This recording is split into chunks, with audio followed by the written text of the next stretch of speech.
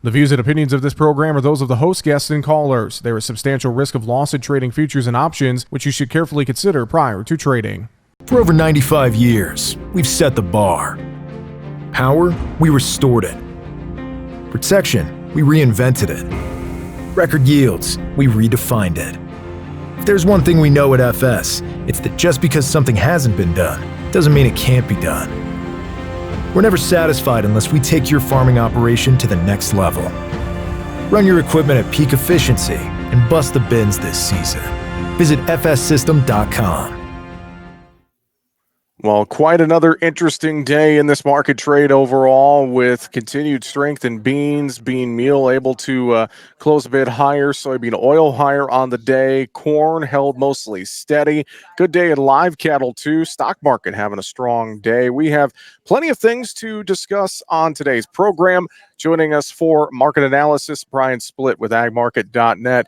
Brian, good to talk with you, buddy, and hope you're having a good week so far. And, at least we got some green on the screen to talk about in this grain market, Brian. Yeah, I mean, it's just a continued South American weather story right now. So, it's been a few months since we've had a weather market, and we definitely have one, especially in the northern growing regions. It's just dry. Mato Grosso accounts for about a third of the production for Brazil. So you've got kind of these things happening here. Some will point towards meal and say, well, this is meal that's rallying and it's getting squeezed, and that's why beans are up. But I think the weather in South America has a lot to do with why meal is getting squeezed. So if you just kind of reverse course and think about earlier this year, we had the drought in Argentina, and because of that, their production was severely cut. So now we're at the back end of their soybean supply.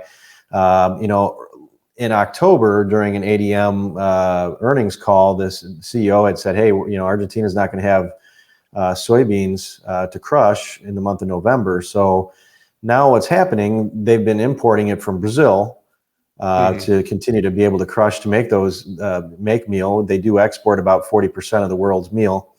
But now, pretend you're a producer in Mato Grosso that has some beans from last year's harvest. How excited are you to sell that right now, even with the rally that we've seen when you're in the middle of a major drought? And granted, it's very early. That would be like May here, right? So we're not going to kill a bean crop in May.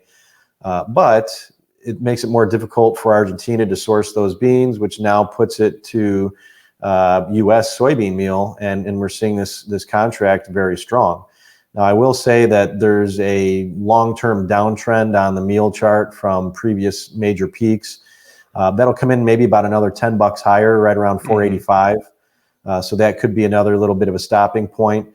You get through that, and now we're going to start getting into some of the territory and some of these other meal markets gone wild, where we trade with a 5 in front of it. So we'll see how this pans out. But again, it's very early in the growing season to get real excited about major damage in South America. But if that pattern got stuck for another 2 months, you have a pretty big story on your hands. And everything you brought up about this meal market, I look at Tuesday's trade, some $20 off the lows of the day. I mean, just a huge reversal in the bean meal, showing the strength there. And bean oil had a strong day. And in terms of the soybean contracts as well here, with the weather issues in South America, coupled with the tighter balance sheet in the U.S., I know things got a little bit wider on the last WASDE report. But I mean, we see 13.89.5 on Jan beans out there right now, so creeping closer to 14. And just have to think that as long as meal continues to drive beans here, Brian, this is going to continue to be a good potential selling opportunity for farmers here, depending on what's happening with these soybean charts themselves. I mean, talk risk management here as we kind of go through some of the whys and what's happening in terms of soybeans. I feel like there's an opportunity here to take advantage of this rally. Yeah, I think you're right. I mean, and you could have conceivably two distinct weather rallies in South America. We think about what we did this year. We had corn, go up and trade above $6, up around 6.25 in June, just to break to $5, just to run back up to 570-ish. On a secondary weather rally. And you could very well have that happen where the bean market makes a distinct high, pulls back on maybe some improved weather conditions there, just to have another secondary rally down the road. So, I think one of the things that we have to think about is that we are substantially off the October lows. Yes, the USDA added some bushels to the carryout on the last report, but that 25 million bushels is probably rather insignificant compared to what the trade will start to try to price in if this weather continues in this pattern. You think about last year in Argentina. I mean, that was about a 20 million ton reduction in just their production. So I think around October, we were pricing in likely the biggest South American crop that we're going to price in until maybe we're in a much better shape down the road. And the pattern really has to change for that to happen. So you think about NOV 24, we're back over $13. We've had two peaks here recently of 13.19 and 13.20. So we have been looking at adding some hedges in the NOV 24. I think this is a good opportunity in the short term to maybe do a little bit of marketing on old crop. Again, interest rates are part of that conversation. So, do you make some sales up here close to $14? Maybe replace that with some type of a call position in the March options so that you're just long on paper with a defined risk. I don't think that's a bad thing to do right now, and probably rather pragmatic. Some of the other stuff that we're hearing in South America is, depending on what happens in the differing regions and if they need to replant or not, does it get replanted to soybeans? So if you have bean acres and they get replanted to beans, and that's one thing. And then what'll happen is that'll just push back the time frame for the safrinha corn, which pushes their pollination into a period of time that's typically hotter. The other ulterior potential is you could have some of these bean acres go to cotton. And if it goes to cotton, that is a single crop where you will not have corn behind it, period. So that would potentially lose safrinha corn acres. Corn futures in the Brazilian exchange were up limit yesterday, and that was on talk about reduction in safrinha corn purchases, well below average. Talk about producers reducing their phosphorus and nitrogen inputs to save money on costs. So these are things that could get this corn market a little bit more excited. We did have a good day up yesterday. Looks like a key reversal, made a new contract low and then closed above the previous day's high. That's usually a good sign of a change in momentum. So was that the fall low? We've talked previously about typically bear markets like to go down and revisit where the previous contract had expired. So you had September corn expire at 462.5. Dees went down to 461, and now here we are knocking on 480. So I think that's something that we maybe hit some downside objectives here. When we look at retracements of the break from that late October high to the contract lows that we just made, maybe your 50 to 62% retracement on March corn is going to be in that 499 to 504 area. So probably not a bad short-term area to look at some catch-up sales if you need to put some marketing into place. But I think beans definitely have a better story and a much tighter balance sheet than corn. So corn's going to be more of a follower right now. And to your points there on the corn market, I'm glad you mentioned those things. I was going to ask you about some of those fresh lows that we set, and if we were hitting a key reversal here. I know wheat's kind of been a dog overall. Do you believe that the story in soybeans is going to have a little more impact on this corn market versus wheat being like a boat anchor to corn? I mean, are you seeing anything chart wise that would maybe point to wheat kind of holding the corn rally down a little bit, or have they become kind of disconnected markets here as we've gone through the last couple of weeks?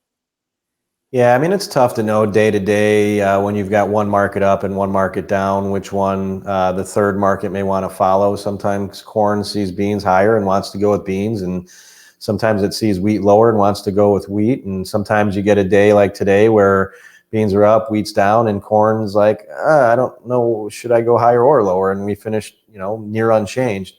I do think something to watch in wheat is the spring wheat. The funds are record short spring wheat, so that's your Minneapolis wheat. And that's both from a sheer notional way of looking at it, so the sheer amount of contracts they're short, and they're setting a new record short by about 20% more than the previous record.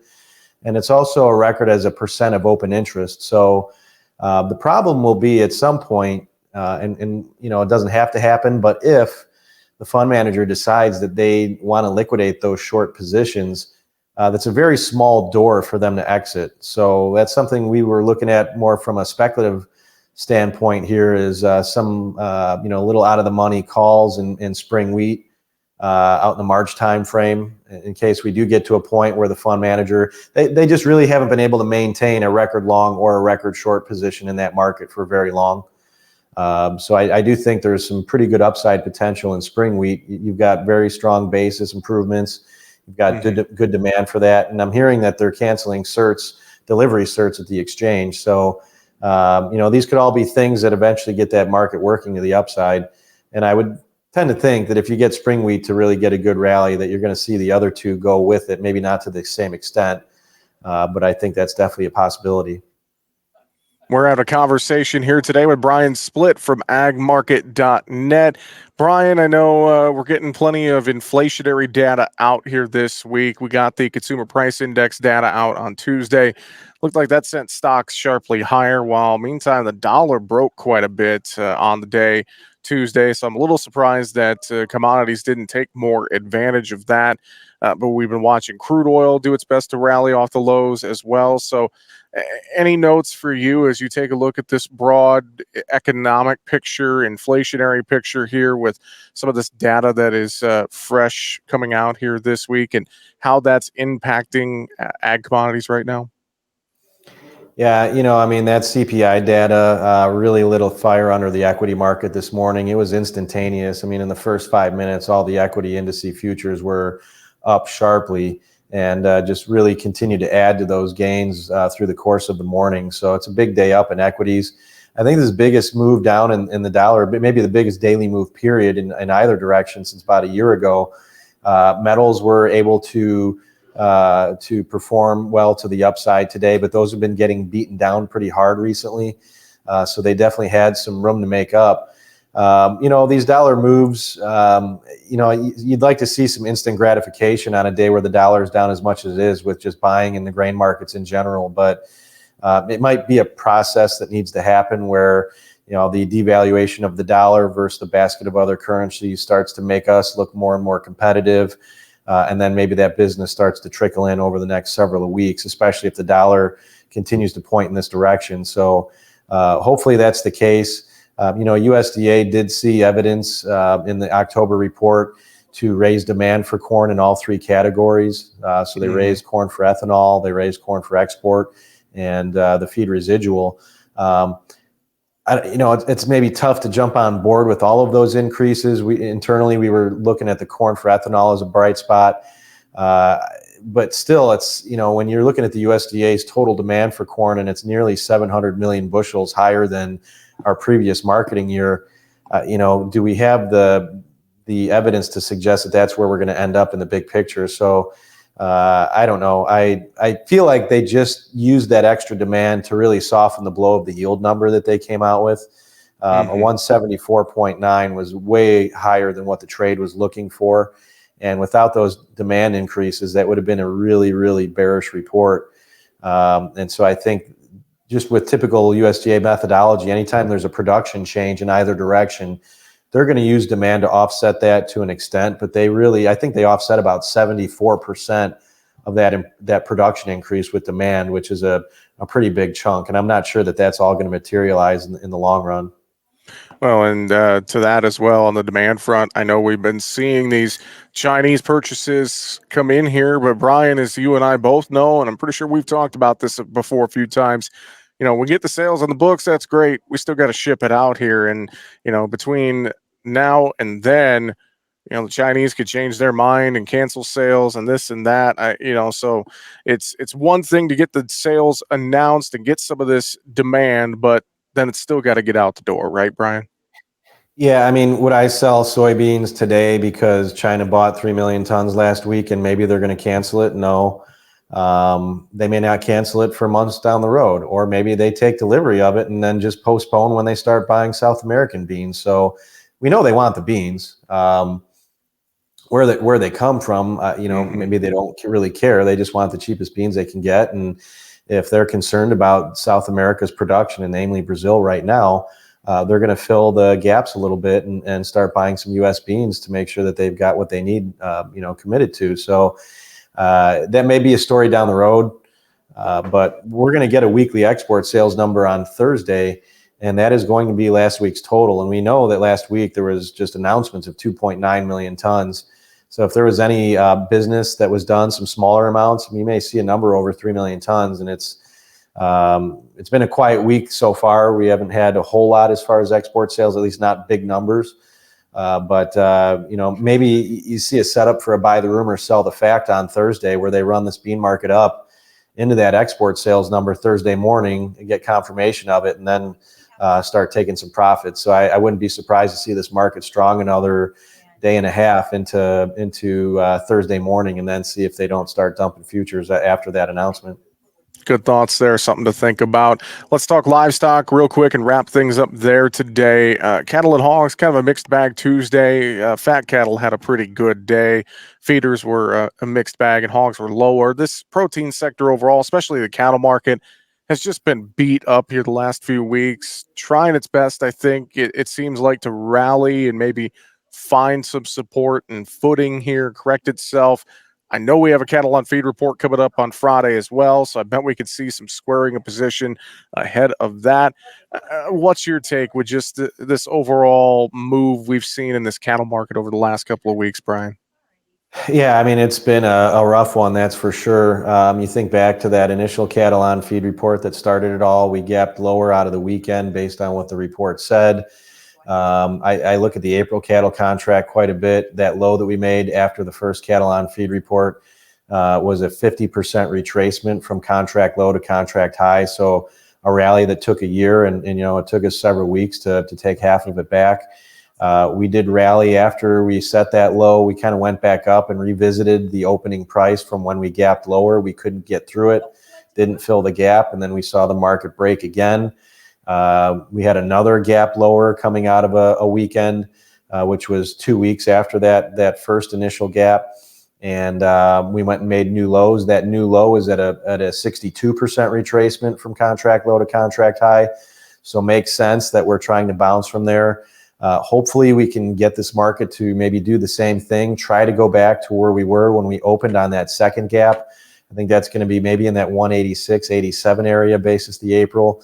If we see that vicinity, it's going to be a tough area to not maybe take some profit if you've been trying to pick a bottom on some of the recent activity. But I think we're going to likely see this cattle market be very volatile. We had a period of time where it was just a very steady uptrend. Some of the daily gains weren't impressive, but when you stack, day after day after day together, we saw a very big move. I think what we're trying to do is carve out some kind of a trading range where we know where value is on the low end, but we're going to start running into some resistance on the upper end. And I think you have to be prepared to continue to see these big daily moves. We were up today in cattle, but we were still like $2 off the highs on the fat cattle. And a lot of times with a bar like this, where it's positive but well off the highs, you go right back up to that day's highs the next day. So I wouldn't be surprised if there's no selling early in the day tomorrow, we're going to be right back up testing today's highs tomorrow. Good thoughts there to think about in that cattle market. And Brian, I know if folks have questions for you or the team there at agmarket.net, they can find you guys easily on your website that we mentioned, or give you a phone call, check out your intel. You guys have a lot of great stuff available for folks to check out to help make their marketing decisions, don't you? Yeah, check us out online, www.agmarket.net. You can get a 2-week trial of our research and see how we think and what we're recommending. You can reach us or reach me directly at 815-665-0463 if you want to chat and take a look at your operation, how we might be able to help you out. Fantastic. Brian Splitt, agmarket.net. Always good to have a conversation with you, sir. Thanks for joining us today here on Market Talk, and we will have you back on again real soon. Take care. All right. Sounds great, Jesse. Thanks. That's going to do it for Market Talk today. Find us online, markettalkag.com. I'm Jesse Allen. Have a great afternoon.